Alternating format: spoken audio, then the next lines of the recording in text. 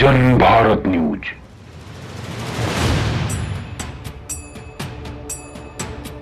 JDU के 6 विधायक BJP में शामिल हो गए। चौंकिए नहीं भाई साहब, बिल्कुल सही खबर है। बस ये विधायक बिहार के नहीं, अरुणाचल प्रदेश के हैं। दरअसल जेडीयू के बिहार के बाहर भी कुछ प्रदेशों में विधायक हैं। अरुणाचल प्रदेश उन्हीं राज्यों में से एक है।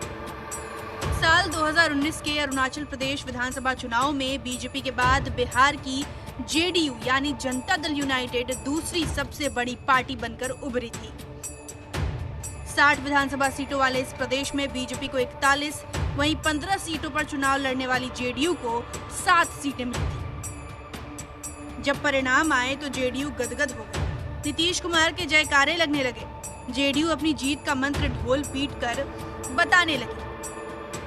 लेकिन 1.5 साल भी नहीं हुए और जेडीयू को दूसरा बड़ा झटका लग गया है। पहला तो बिहार में ही, क्योंकि साल 2015 में जहां जेडीयू के खाते में 71 सीटें थी, वहीं साल 2020 में ये घटकर सीधे 43 हो गई। 2 महीने के अंदर ही जेडीयू को दूसरा झटका अरुणाचल प्रदेश में लगा है।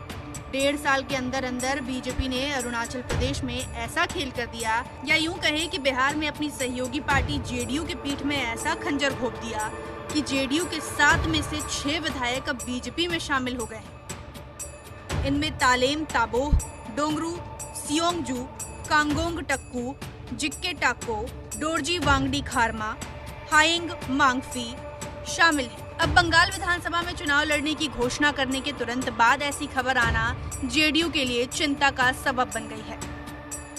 क्या अरुणाचल प्रदेश का असर बिहार में भी दिखाई देगा? क्या अरुणाचल प्रदेश में हुई इस राजनीतिक उठापटक से बिहार में बीजेपी और जेडीयू के सामंजस्य में दिक्कत आएगी? ये तमाम सवाल हैं, लेकिन वास्तविकता में क्या होगा ये तो आने वाला वक्त ही बताएगा। बिहार तक डेस्क की रिपोर्ट।